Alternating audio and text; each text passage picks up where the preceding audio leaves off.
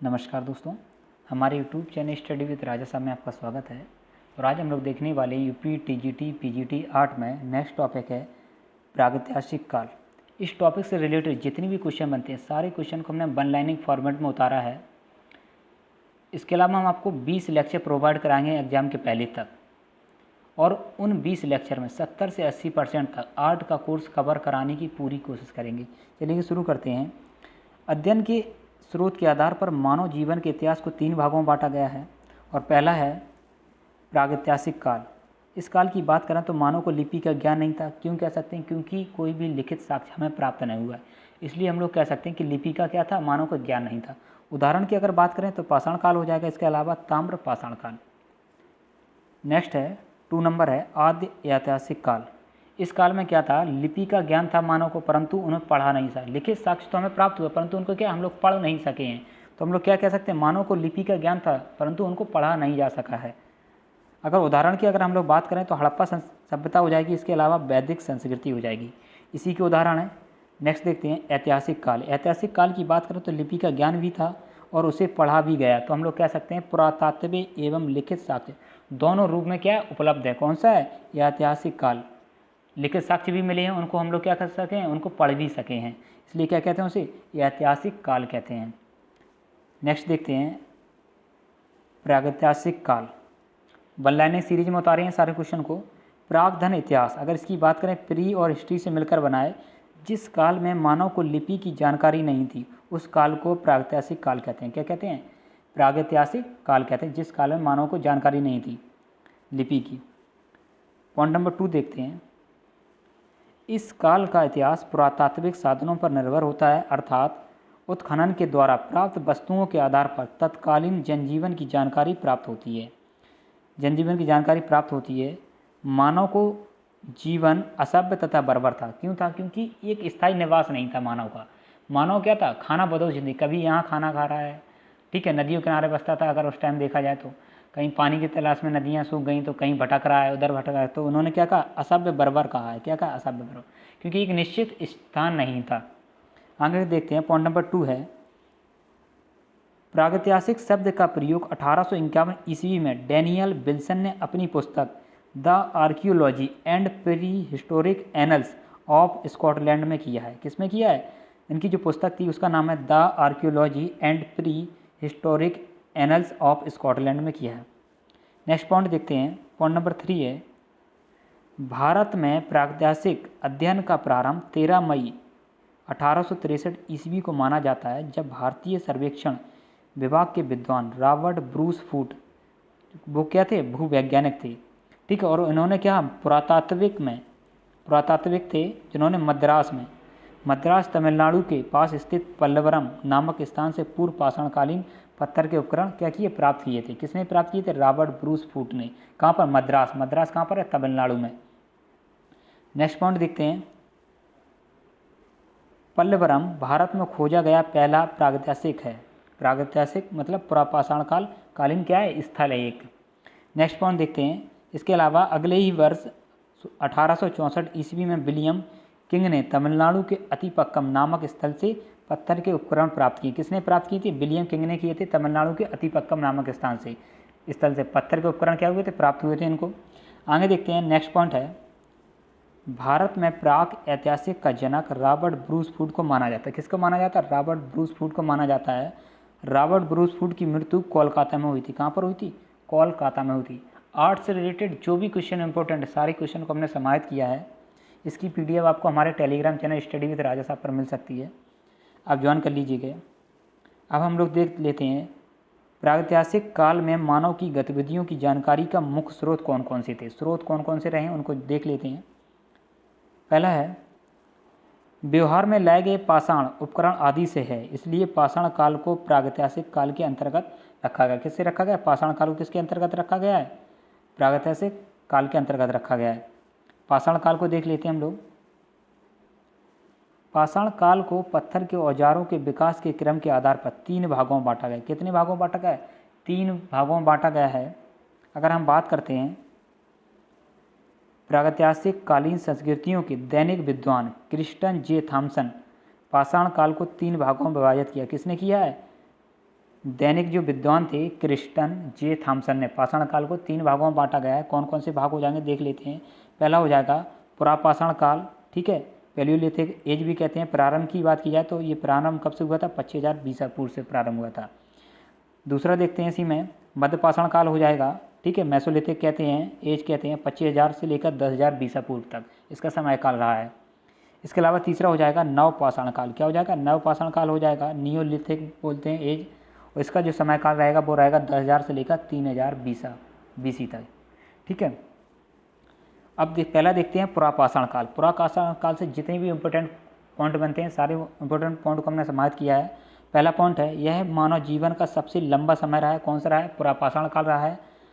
Next point देखते हैं, point number 2 है हैंड एक्स क्लीवर और स्क्रोपर आदि विशिष्ट उपकरणों पर आधारित पुरापाषाण कालीन संस्कृति के अवशेष सोहन घाटी, बेलन घाटी और नर्मदा घाटी आदि स्थानों से प्राप्त हुए हैं। कहाँ से प्राप्त हुए हैं, सोहन घाटी से प्राप्त हुए हैं, बेलन घाटी से प्राप्त हुए हैं और नर्मदा घाटी से प्राप्त हुए हैं। नेक्स्ट पॉइंट देखते हैं, पॉइंट नंबर 3 है इस काल का मानव जंगलों में जानवरों की भांति रहता था। जंगली जानवरों से बचने के लिए प्रकृति निर्मित लकड़ी के औजार, जानवरों की हड्डियों के भद्दे औजार और बड़े तथा बेडोल आकार के पत्थरों के हथियारों का प्रयोग करता। किस किस का करता था, जानवरों की हड्डियों से बने औजार होते थे, इसके अलावा बड़े पत्थरों के बेडोल तथा बड़े आकार के क्या थे, औजार बनाते थे मानव। आगे बढ़ते हैं, नेक्स्ट पॉइंट देखते हैं, पॉइंट नंबर 4 है पत्थरों में सर्वाधिक क्वार्टजाइट पत्थरों का प्रयोग करता था। किसका करता था, क्वार्टजाइट पत्थरों का प्रयोग करता था, जिसके कारण पुरापाषाण कालीन मानव को क्वार्टजाइटी मैन कहा गया है। क्या कहा गया, क्वार्टजाइटी मैन कहा गया है पुरापाषाण काल के मानव को। नेक्स्ट पॉइंट देखते हैं, पॉइंट नंबर 5 है पाषाण कालीन मानव प्रकृति निर्मित गुफाओं में रहता था। कहाँ रहता था, जो मानव रहता प्रकृति निर्मित, प्रकृति द्वारा जो सामान थे उनके द्वारा जो निर्मित जो गुफाएं बनाता था उन्हीं में रहता था। नेक्स्ट पॉइंट है पूर्व पाषाण कालीन मानव का मुख्य भोजन शिकार और खाद्य संग्रह था। क्या था, शिकार करता था और उनको क्या करता, खाद्य संग्रह के रूप में उन्हीं को खाता था।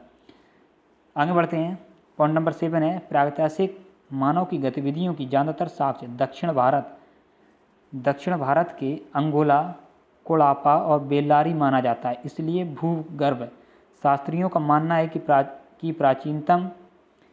प्रागैतिहासिक काल के प्राचीनतम साक्ष्य दक्षिण भारत से प्राप्त हुए। कहाँ से प्राप्त हुए, दक्षिण भारत में कहाँ से, अंगोला से, कोलापा और बेल्लारी, ये कर्नाटक क्षेत्र में पड़ता है बेल्लारी, वहाँ से सर्वाधिक साक्ष्य प्राप्त हुए हैं, ठीक है। नेक्स्ट देखते हैं, पॉइंट नंबर 8 है पुरापाषाण कालीन मानव को आग की जानकारी थी किंतु आग का उपयोग करना नहीं जानते थे। आग की जानकारी थी परंतु क्या करते, उपयोग करना नहीं जानते थे।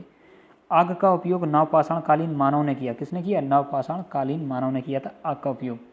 नेक्स्ट पॉइंट देखते हैं, पॉइंट नंबर 9 है पुरापाषाण काल के अंतिम चरण अर्थात उच्च पुरापाषाण काल से अपवाद स्वरूप से ही चित्रकारी के प्रमाण प्राप्त हुए हैं। कब से प्राप्त हुए हैं, देखिए चित्रकारी की अगर हम बात की जाए तो उच्च पुरापाषाण काल से ही अपवाद के रूप में चित्रकारी के प्रमाण हमें क्या हुए हैं, प्राप्त हुए हैं।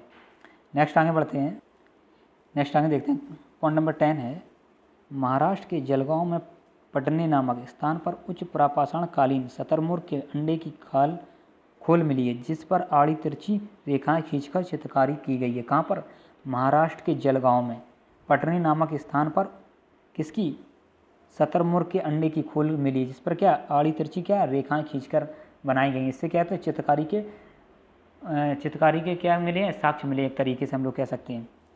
नेक्स्ट देखते हैं, पॉइंट नंबर 11 है उत्तर प्रदेश के इलाहाबाद जिले में मेजा तहसील के अंतर्गत बेलन नदी घाटी क्षेत्र में लोहेदा नाली की खुदाई से उच्च पुरापाषाण कालीन हड्डी की बनी नारी आकृति प्राप्त हुई है। क्या हुई, हड्डी की बनी नारी आकृति प्राप्त हुई है। कहाँ से, इलाहाबाद जिले में मेजा तहसील के अंतर्गत बेलन नदी घाटी क्षेत्र में।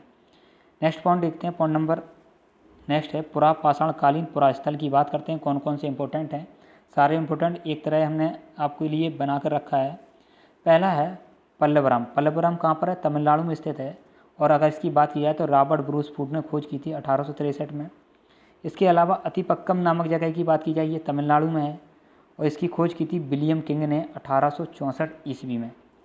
नेक्स्ट देखते हैं हम लोग, देखिएगा एक जगह है हथनेरा। हथनेरा जगह है होशंगाबाद मध्य प्रदेश में और यहाँ से प्रथम मानव अवशेष क्या खोपड़ी प्राप्त हुई है नर्मदा नदी घाटी। कहाँ पर? नर्मदा नदी घाटी। खोपड़ी प्राप्त हुई है नर्मदा नदी घाटी। इसके अलावा दूसरी जगह है पटनी। कहाँ पर स्थित है? ये जलगांव महाराष्ट्र में स्थित है और यहाँ से क्या शतुरमुर्ग के अंडे के छिलके के प्रमाण प्राप्त हुए हैं। नेक्स्ट आगे बढ़ते हैं और इस पर हम बात आपको बता चुके हैं, आड़ी तिरछी लाइनें इस पर खींची गई हैं। नेक्स्ट जगह है करनूर। करनूर कहाँ पर? आंध्र प्रदेश में है। राख के टीले के प्रमाण प्राप्त हुए हैं। आगे बढ़ते हैं। चोपनी मांडो जगह है एक, लोहेदी नाला, बेलन नदी घाटी, हड्डी से बनी मात्रदेवी की प्रतिभा हमें यहाँ से प्राप्त हुई। कहाँ से? चोपनी मांडो से प्राप्त हुई है। नेक्स्ट आगे देखते हैं मध्य पाषाण कालीन। क्या देखते हैं? मध्य पाषाण काल देखते हैं। पहला पॉइंट है मध्य पाषाण काल को पूर्व पाषाण काल और मध्य पाषाण काल का संधि काल भी कहा जाता है। क्या क्या कहा जाता है? पूर्व पाषाण काल और मध्य पाषाण काल का क्या कहा जाता है? संधि काल भी कहा जाता है मध्य पाषाण काल को। मध्य पाषाण काल को संक्रमण काल भी कहते हैं, क्योंकि मानव का अत्यधिक विकास देखा जाए तो एक तो शुरुआत होती है और एक लास्ट में नवपाषाण काल में। जो मध्य पाषाण काल है तो उसमें मानव का इतना विकास नहीं हुआ, इसलिए क्या कहते हैं? संक्रमण काल भी कहते हैं। आगे बढ़ते हैं, पॉइंट नंबर 3 देखते हैं हम लोग। भारत में मध्य पाषाण काल की खोज 1867 ईस्वी में C.L. कलाइन ने विंध्यन क्षेत्र से किया था। कहाँ से किया था? विंध्यन क्षेत्र में से की थी। किसने? 1867 ईस्वी में C.L. कलाइन ने।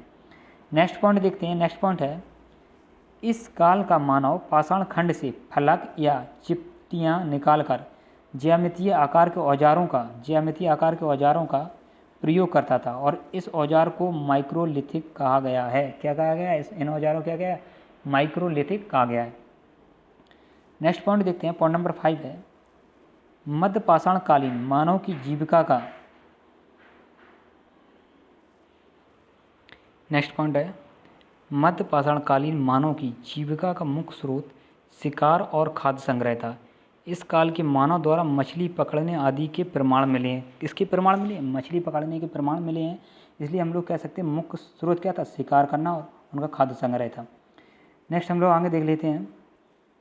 नेक्स्ट पॉइंट है, पॉइंट नंबर 6 है मध्य पाषाण कालीन मानव पशुओं को पालतू बनाने लगे थे, जैसे बागोर और आदमगढ़। परंतु सबसे पहले कुत्ता को पालतू पशु बनाया किसने? मानव ने। उसके बाद बकरी को पालतू पशु बनाया गया। ठीक है, आगे बढ़ते हैं। क्वेश्चन नंबर 7 देखते हैं। सर्वप्रथम मध्य पाषाण काल से शवाधाना के प्रमाण प्राप्त होते हैं। शवधाना का मतलब होता है शवग्रह, जो कब्र होते हैं उनके प्रमाण प्राप्त हुए हैं, जैसे महदया और दमदमा से प्राप्त हुए हैं। नेक्स्ट आगे बढ़ते हैं। कुछ पॉइंट नंबर 8 देखते हैं। भारत में सर्व प्राचीन मानव प्रारूप मध्य पाषाण कालीन मानव के प्राप्त हुए हैं। कहाँ से हुए हैं? सराय नहार राय जगह है, वहाँ से प्राप्त हुए हैं। भारत में सर्व प्राचीन मानव प्रारूप जो प्राप्त हुए हैं। इसके अलावा नेक्स्ट पॉइंट देखते हैं। इस काल का मानव हाथ से बनी मिट्टी के बर्तन का प्रयोग करता था। कहाँ से प्राप्त हुए हैं? चोपनी मांडो से प्राप्त हुए हैं, जो कहाँ पर है? बेलन घाटी से प्राप्त हुए जगह है एक चोपनी मांडो, बेलन नदी घाटी में। नेक्स्ट पॉइंट देखते हैं। इस काल का मानव रहने के लिए प्राकृतिक गुफाओं का प्रयोग करता है, जिसे शैलाश्रय भी कहा जाता है। क्या कहा जाता है? शैलाश्रय भी कहा जाता है। जो प्रकृति के द्वारा जो निर्मित चीज़ें होती हैं उसको क्या गुफाएं बनाकर रहता था। आगे बढ़ते हैं। जैसे शैलाश्रय की बात की जाए, जैसे भीमबेटका की गुफाएं हो गई हैं, पंचमढ़ी हो गई, होशंगाबाद हो गई, ये तीनों हो गई हैं। ठीक है, आगे बढ़ते हैं। इसके अलावा नेक्स्ट पॉइंट है, इस काल में सबसे पुराने वृक्षारोपण का साक्ष्य राजस्थान में स्थित सामर झील के पास से प्राप्त हुआ। कहाँ से प्राप्त हुआ? वृक्षारोपण की अगर बात की जाए तो साक्ष्य कहाँ से प्राप्त हुआ? राजस्थान के सामर झील से प्राप्त हुआ। कहाँ से? सामर झील से प्राप्त हुआ। आगे बढ़ते हैं। इस काल में मानव ने नाव की खोज, प्रक्षेपास्त्र तकनीक, क्या कहते हैं? धनुष बाण की तकनीक, धनुष बाण का विकास किया। किसका किया था? धनुष बाण का विकास किया। कब किया था? मानव ने प्रक्षेपास्त्र तकनीक का, मध्य पाषाण कालीन में। आगे बढ़ते हैं। नेक्स्ट पॉइंट है, मध्य पाषाण कालीन स्थल भीमबेटका से एक कलात्मक गतिविधियों से महत्वपूर्ण साक्ष्य मिले हैं। कहाँ से प्राप्त हुए? भीमबेटका की गुफाओं से अगर बात की जाए तो कलात्मक गतिविधियों क्या हमें महत्वपूर्ण साक्ष्य मिले हैं। नेक्स्ट आगे बढ़ते हैं, देखते हैं। अगर हम इस काल के प्रमुख केंद्र की बात की जाए तो कौन कौन से हो जाएंगे? बेतवा नदी घाटी हो जाएगी, सोन घाटी हो जाएगी मध्य प्रदेश की, बेलन घाटी हो जाएगी उत्तर प्रदेश की, इसके अलावा कृष्णा घाटी हो जाएगी कर्नाटक की। ठीक है, ये इम्पोर्टेंट घाटियाँ हैं। ठीक है, इस काल की अगर हम बात करें। आगे बढ़ते हैं। मध्य पाषाणकालीन पुरास्थल की बात करते हैं, कौन कौन से पुरास्थल प्राप्त हुए हैं और जो इम्पोर्टेंट है उन्हीं को देखते हैं हम लोग। पहला है बागोर, भीलवाड़ा जिला राजस्थान में है, पशुओं को पालतू बनाने का प्रमाण प्राप्त हुआ है। इसके अलावा आदमगढ़ है मध्य प्रदेश में, पशुओं को पालतू बनाने का प्रमाण भी यहाँ से प्राप्त हुआ है, दोनों जगह से। नेक्स्ट आगे देखते हैं, सराय नाहर राय है, प्रतापगढ़ में है, नरसंहार के प्रमाण प्राप्त हुए हैं, प्रथम मानव प्रारूप भी यहाँ से प्राप्त हुआ है सराय नाहर राय से। इसके अलावा मैदया प्रतापगढ़ से की बात की जाए तो कब्र और समाधान प्राप्त हुए हैं यहाँ से। नरकंकाल की गली में मृग श्रृंग की माला जो होती है वो प्राप्त हुई है, कहाँ से, मैदया से। कहाँ, किस जगह पर है, प्रतापगढ़ में है। आगे देखते हैं दमदवा, दमदवा की अगर बात की जाए तो ये भी प्रतापगढ़ में है, यहाँ से कब्र, इसके अलावा 2-3 शवों को एक साथ दफनाए जाने के प्रमाण भी प्राप्त हुए हैं।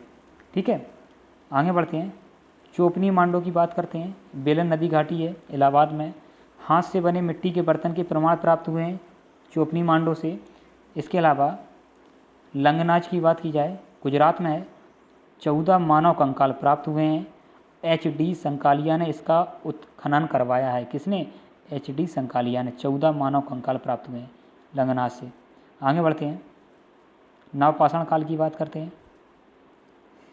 नेक्स्ट है नवपाषाण काल या उत्तर पाषाण काल भी कहते हैं। इसके देख लेते हैं लाइनिंग पॉइंट कौन कौन से इंपॉर्टेंट। पहला है, इस काल तक मानव दक्षिण भारत से संपूर्ण भारत में फैला हुआ था, किंतु उसकी गतिविधियों का प्रधान केंद्र कर्नाटक राज्य का बेल्लारी क्षेत्र था। क्या था, बेल्लारी क्षेत्र है, कहाँ पर, ये कर्नाटक में है।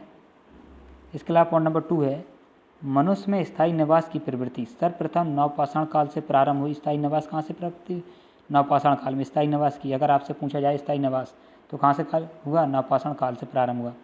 इसके अलावा पॉइंट नंबर 3 है, अगर हम बात करें, भारत में सर्वप्रथम प्राचीन बस्ती का प्रमाण नवपाषाण काल से प्राप्त हुआ है। कहाँ से प्राप्त हुआ है, उदाहरण की अगर आप बात करें तो मेहरगढ़ पाकिस्तान से प्राप्त हुआ है। इसके अलावा नेक्स्ट पॉइंट देखते हैं, क्वेश्चन नंबर 4 है, नवपाषाण कालीन मानव ने कृषि का कार्य करना चालू किया, जिसके प्रमाण लहुरादेव और मेहरगढ़ से प्राप्त होते हैं। किसके, कृषि का प्रारंभ की बात की जाए तो कहाँ से, नवपाषाण कालीन में मानव ने कार्य करना चालू कर दिया था। इसके अलावा आगे देखते हैं, कोल्डी हवा से अगर हम बात करें, जो प्रमाण जो प्राप्त हुए हैं वो कहाँ से, लहुरादेव, मेहरगढ़ और कोल्डी हवा से मिला है। फसलों को काटने के लिए पत्थर के उपकरणों का निर्माण घर्षण तकनीक से किया गया था। किससे किया गया था, घर्षण तकनीक के द्वारा ही क्या गया, फसलों को काटा गया था। नेक्स्ट पॉइंट देखते हैं, पॉइंट नंबर 6 है, इस काल का मानव आग का उपयोग करना, चाक से बने मिट्टी के बर्तन को पकाने तथा मांस को पकाकर खाने लगा था। क्या क्या करने लगा था, मांस को पकाकर खाने। इसके पहले क्या करता, कच्चा मांस खाता था वो। नेक्स्ट पॉइंट देखते हैं, नवपाषाण कालीन मानव का मुख्य भोजन शिकार करना, खाद्यान्न आदि था। अगर देखा जाए तो तीनों में अगर कॉमन बात की जाए तो यही तीनों हैं, शिकार करता था और खाद्यान्न उनका खाद्य संग्रह था। ठीक है, इसमें खाद्यान्न बढ़ गया है। ठीक है, इसके अलावा पॉइंट नंबर 8 देखते हैं, नवपाषाण कालीन एक गड़ा हुआ गोल यंत्र नर्मदा नदी घाटी से प्राप्त होता है और गोदावरी नदी घाटी से एक गड़ा हुआ यंत्र प्राप्त हुआ है। यहाँ से कौन सा प्राप्त हुआ है, गोल यंत्र प्राप्त हुआ है, परंतु यहाँ से गोल यंत्र प्राप्त नहीं हुआ है नर्मदा घाटी से। नेक्स्ट पॉइंट देखते हैं, पॉइंट नंबर 9 है, नवपाषाण काल का मानव सर्वाधिक पत्थर की कुल्हाड़ी का प्रयोग करता था। किसकी प्रयोग करता था, पत्थर की कुल्हाड़ी का प्रयोग करता था। नेक्स्ट देखते हैं, नवपाषाण कालीन मानव पॉलिशदार पत्थर के बने हथियारों का प्रयोग करते थे, अर्थात पॉलिश लगाने की कला नवपाषाण काल से प्रारंभ हुई। पॉलिश की अगर बात की जाए तो कहाँ से प्रारंभ हुई, नवपाषाण काल से प्रारंभ हुई। और नेक्स्ट पॉइंट है, नवपाषाण से भारतवर्ष में चित्रकला के नियमित साक्ष्य मिलते हैं। नवपाषाण काल से किसके, चित्रकला के नियमित साक्ष्य रूप से प्राप्त हो रहे हैं। नेक्स्ट आगे देखते हैं, नवपाषाण काल की विशेषताएं कौन कौन सी उनको देख लेते हैं। सबसे पहली थी स्थायी निवास थी, प्राचीन बस्ती भी यहाँ से प्राप्त हुई है, जो कि किस तरह थी, गोलाकार भी थी तथा आयताकार के रूप में भी प्राप्त हुई हैं। कृषि का प्रारंभ हो गया था नवपाषाण काल में। इसके अलावा आग का उपयोग भी करने लगे थे, पहिए का भी आविष्कार हुआ, परिवार का भी निर्माण होने लगा। इसके अलावा वस्त्र का भी निर्माण होने लगा था नवपाषाण काल में। इसके अलावा मृदभांड का उपयोग भी होने लगा था, उद्योग। इसके अलावा पॉलिश का भी प्रयोग हुआ और चित्रकला का प्रारंभ भी होने लगा था नवपाषाण काल से। पुरातात्विक साक्ष्य अगर हम लोग बात करें कहाँ कहाँ से प्राप्त हुए, मेहरगढ़ जो कि बलूचिस्तान है, यहाँ से किसके साक्ष्य प्राप्त हुए हैं, स्थायी निवास के प्राप्त हुए हैं, बस्ती के प्रमाण प्राप्त हुए हैं। कहाँ से, मेहरगढ़ से प्राप्त हुए हैं। सॉरी, कृषिगत प्रमाण की अगर बात करें तो ये संत कबीर नगर से प्राप्त हुए हैं, किसके, चावल के प्राप्त हुए हैं। अगर हम मेहरगढ़ की बात की जाए तो यहाँ से गेहूं के साक्ष्य प्राप्त हुए हैं। कोल्डी हवा की बात की जाए तो यहाँ से चावल के साक्ष्य प्राप्त हुए हैं।